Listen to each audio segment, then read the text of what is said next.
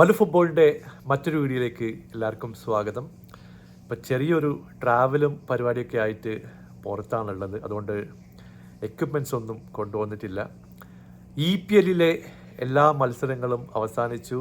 ഇന്നത്തെ മത്സരത്തിൽ നമ്മൾ ബ്രൈറ്റനോട് 4-1 പരാജയപ്പെട്ടിട്ടുള്ളത്. വേണമെങ്കിൽ എനിക്ക് പറയാം, ഈ മാച്ചിന് യാതൊരു പ്രാധാന്യവും ഇല്ല.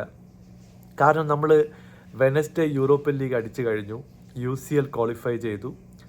ഹോമിൽ വെച്ചിട്ടുള്ള മത്സരമാണ്, ജയിച്ചാലും തോറ്റാലും ഒന്നും സംഭവിക്കാൻ പോകുന്നില്ല. പക്ഷേ ഇന്നത്തെ മാച്ചിന് ശേഷം ഇത് പറയാതിരിക്കാൻ വയ്യ.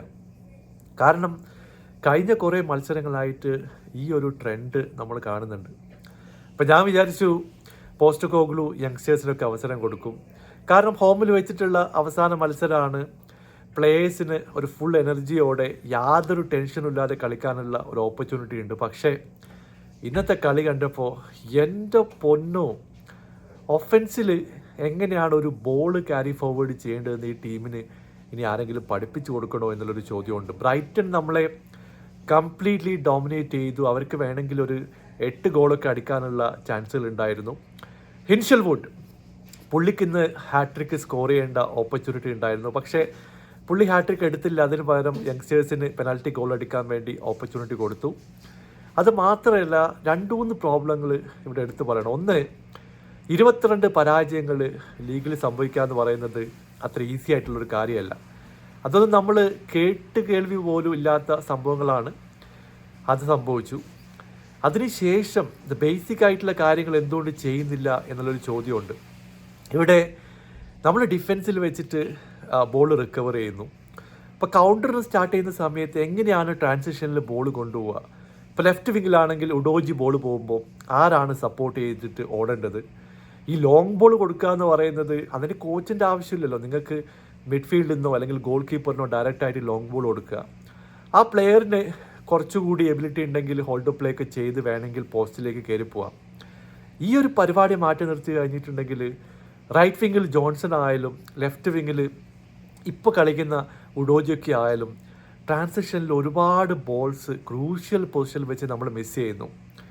ബ്രൈറ്റൻ്റെ ഡിഫെൻഡിങ്ങിനെ പറ്റി ഇവിടെ എടുത്ത് പറയണം. അവർ വളരെ കൂളായിട്ട് വെബ്സ്റ്ററൊക്കെ വന്നിട്ട് ടാക്കിൾ ചെയ്യുന്നു. Last minute ball close down ചെയ്തിട്ട് റിക്കവർ ചെയ്യുന്നു. വളരെ ഈസി ആയിട്ട് ത്രൂ ബോളൊക്കെ ഇൻ്റർസെപ്റ്റ് ചെയ്തുകൊണ്ട് അവർ മുമ്പോട്ട് പോകുന്നു. ഇതൊക്കെയാണ് നടന്നുകൊണ്ടിരിക്കുന്നത്. ഈ ആർച്ചി ഗ്രേനെ ഇനി ഏതൊക്കെ പൊസിഷനിൽ കളിപ്പിക്കുന്ന ഒരു ഐഡിയ ഇല്ല. പുള്ളിയെ കളിപ്പിച്ച് മടുത്തു. പക്ഷേ ഈ ക്വാളിറ്റി വെച്ച് നോക്കുകയാണെങ്കിൽ നമുക്ക് ഇനിയും സൈനിങ്സ് വേണം. ഇപ്പോൾ കെവിൻ ഡെൻസോൻ്റെ കാര്യം പറയുകയാണെങ്കിൽ ഡിഫെൻസീവ്ലി പുള്ളി ഓക്കെയാണ്. പക്ഷേ പ്രോഗ്രസീവ്ലി ബോൾ കറക്റ്റായിട്ട് പാസ് ചെയ്യാനുള്ളൊരു എബിലിറ്റി പുള്ളിക്ക് ഇല്ല എന്ന് തന്നെ പറയേണ്ടി വരും. കാരണം പുള്ളി കൊടുക്കുന്ന ബോളൊക്കെ പോകുന്നത് ബ്രൈറ്റൻ്റെ പ്ലേയേഴ്സിൻ്റെ കാലിലേക്കാണ്.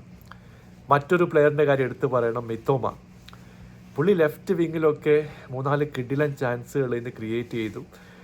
ബ്രൈറ്റൻ്റെ കറക്റ്റായിട്ടുള്ള റൺസ് എക്സെപ്ഷണലായിരുന്നു. ആ 1 ടച്ച് എടുത്തിട്ട് ലെഫ്റ്റ് വിങ്ങിലൂടെ റൺ ചെയ്യുക, ഹിൻഷൽവുഡിൻ്റെ മൂവ്മെൻറ്റ്സ്, ഇതൊക്കെ നമ്മുടെ ഡിഫൻസിനെ കറക്റ്റായിട്ട് സ്ട്രഗിൾ ചെയ്യിപ്പിച്ചിട്ടുണ്ട്. മറ്റൊരു പ്രശ്നം എന്ന് പറയുന്നത്, ഞാൻ വിചാരിച്ചു പോസ്റ്റക്കോഗ്ലു ഇന്നെങ്കിലും ഒരു ഫ്രീ ഫ്ലോയിങ് ഫുട്ബോൾ നമുക്ക് കാണിച്ചു തരും. നമ്മൾ സ്കേഡായിട്ട് കളിക്കുന്നത് പോലെയാണ് എനിക്ക് തോന്നിയിട്ടുള്ളത്. എന്തിനാണ് ഇത്ര പ്രശ്നത്തോടെ നമ്മൾ കളിക്കുന്നതെന്ന് മനസ്സിലാവുന്നില്ല. ഈ പ്ലേയേഴ്സ് തമ്മിൽ ഒരു കോർഡിനേഷൻ ഇല്ല. ഈ എന്തിനോ വേണ്ടി തിളക്കുന്ന സാമ്പാർ എന്നൊക്കെ പറഞ്ഞതുപോലെ ഒരു പ്രോപ്പറായിട്ടുള്ള മൂവ്മെൻറ്റ് ഇല്ലാതെ കളിക്കുന്ന ഒരു ടീമിനെ ആയിട്ടാണ് എനിക്ക് തോന്നിയത്. എന്തായാലും ഡാനിയൽ ലെവിനെ സംബന്ധിച്ചിടത്തോളം ഇതൊരു സ്റ്റേറ്റ്മെൻ്റ് ആണ്.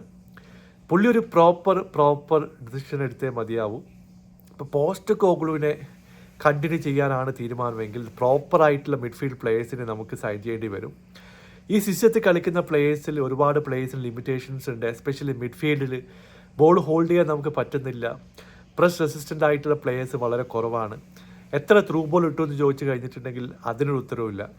അങ്ങനെ ഒരുപാട് ചേഞ്ചസ് ഈ ടീമിൽ വരുത്തേണ്ടതുണ്ട്. പിന്നെ റിച്ചാർഡ്സൻ്റെയും സോളങ്കിയുടെ കാര്യം, അവരെ വെച്ചിട്ട് ഒരു ഫുൾ സീസൺ കളിക്കുക എന്ന് പറയുന്നത് എനിക്ക് കോൺഫിഡൻസ് ഇല്ല. കാരണം നമുക്കൊരു പ്രോപ്പർ സ്ട്രൈക്കറെ കൊണ്ടുവന്നേ മതിയാവും. സോളാങ്കി സ്ട്രൈക്കറാണെന്ന് ചോദിച്ചു കഴിഞ്ഞിട്ടുണ്ടെങ്കിൽ പുള്ളി സ്ട്രൈക്കറാണ്. പക്ഷേ നമ്പർ ഓഫ് ഗോൾസും പുള്ളിയുടെ കൺവേർഷൻ റേറ്റൊക്കെ നോക്കിക്കഴിഞ്ഞിട്ടുണ്ടെങ്കിൽ ഇനിയും ഒരുപാട് ഇമ്പ്രൂവ്മെൻറ്റ് ചെയ്യേണ്ട കാര്യത്തിലൂടെയാണ് മുമ്പോട്ട് പോകുന്നത്. ഇപ്പോൾ ഡിഫൻസിൽ നോക്കിക്കഴിഞ്ഞിട്ടുണ്ടെങ്കിൽ ഡിഫൻസിൽ നമുക്ക് പ്ലേയേഴ്സ് ഉണ്ട്. പക്ഷേ കാര്യമായിട്ടുള്ള ഒരു കോർഡിനേഷൻ പലപ്പോഴും ഡിഫൻസിൽ കാണുന്നില്ല. ഇന്ന് ബ്രൈറ്റണൊക്കെ നമ്മളെ ബീറ്റ് ചെയ്ത് കണ്ടു കഴിഞ്ഞിട്ടുണ്ടെങ്കിൽ വളരെ സോളിഡ് ആയിട്ടുള്ള മൂവ്മെൻറ്റ് അവരുടെ ഒഫൻസിലുണ്ടായിരുന്നു. എന്തായാലും ടോപ്പ് 4 നോക്കിക്കഴിഞ്ഞിട്ടുണ്ടെങ്കിൽ ആസ്റ്റൺ വില്ലയ്ക്ക് വളരെ അൺലക്കി ആയിട്ടുള്ളൊരു മൊമെൻ്റ് ആയിരുന്നു. അവർക്ക് ടോപ്പ് 4 നിന്ന് പുറത്തു പോകേണ്ട സിറ്റുവേഷൻ വന്നു. എന്നാൽ നോട്ടിംഗ്ഹാം ഫോറസ്റ്റ് യൂറോപ്യൻ ലീഗ് സ്പോട്ടിൽ നിന്നും പുറത്തുപോയി. ഇപ്പോൾ ന്യൂകാസിൽ യുണൈറ്റഡും ചെൽസിയും ആർസണലും ആ ഒരു ടോപ്പ് 4 സ്പോട്ടിലേക്ക് വന്നിട്ടുണ്ട്. എന്തായാലും ഇനി സമ്മർ ട്രാൻസ്ഫർ വിൻഡോ ഓപ്പൺ ആകുന്നതിന് വേണ്ടി വെയിറ്റ് ചെയ്യുകയാണ്. നിങ്ങളെയൊക്കെ അഭിപ്രായങ്ങൾ താഴെ അറിയിക്കുക. ചാമ്പ്യൻസ് ലീഗും അതുകൂടാതെ കോൺഫറൻസ് ലീഗ് ഫൈനലും ഇനി ബാക്കിയുണ്ട്. നിങ്ങളുടെ അഭിപ്രായം താഴെ അറിയിക്കുക. പുതിയൊരു വീഡിയോയുമായി വീണ്ടും കാണാം. Thank you so much for watching. Bye for now.